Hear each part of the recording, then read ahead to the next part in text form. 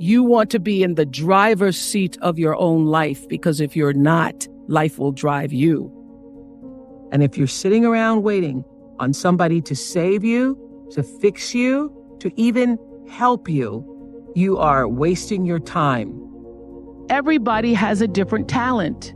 And the reason we're all so messed up is because you're looking at everybody else's talent.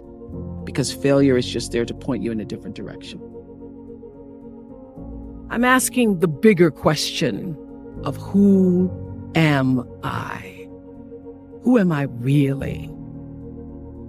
And what do I want? I don't want to just be successful in the world. I don't want to just make a mark or have a legacy. The answer to that question for me is I want to fulfill the highest, truest expression of myself as a human being. You must have some kind of vision for your life. Even if you don't know the plan, you have to have a direction in which you choose to go. You want to be in the driver's seat of your own life, because if you're not, life will drive you.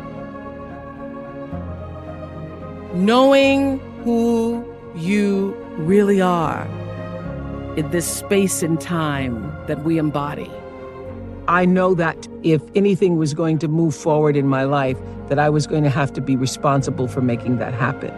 And I know that to be true now and can articulate it as you are responsible for your life. And if you're sitting around waiting on somebody to save you, to fix you, to even help you, you are wasting your time, because only you have the power to take responsibility to move your life forward. And the sooner you get that, the sooner your life gets into gear. There is not one thing that has ever happened to you. Not one experience, not one encounter, not one crisis, not one joyful thing that hasn't happened just to make you better and help you rise. All of you leaving here have the potential for enormous success. There's a price that comes with that. People don't always like you, and they're not always happy for you.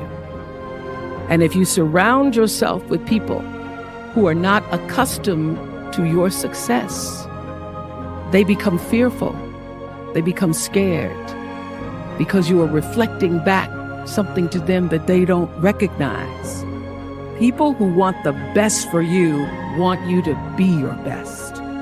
So my greatest advice to you is to surround yourself with people who are going to fill your cup until your cup runneth over.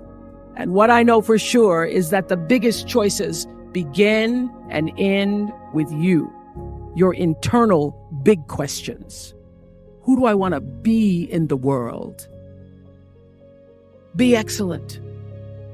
People notice.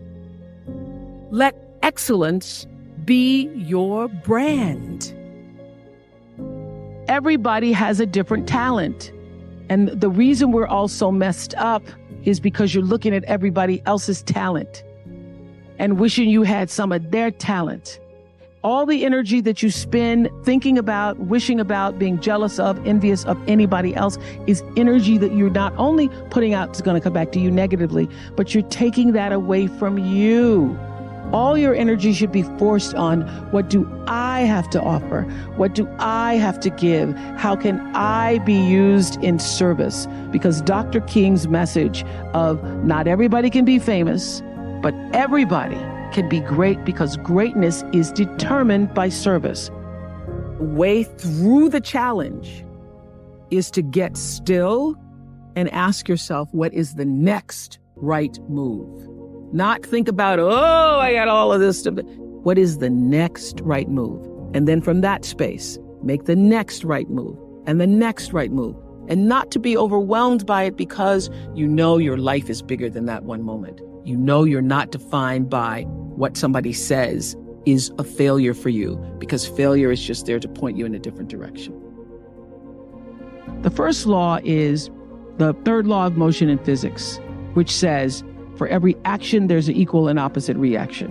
And we showed that very beautifully in The Color Purple when Miss Seeley says to Mr., everything you even try to do to me is already done to you.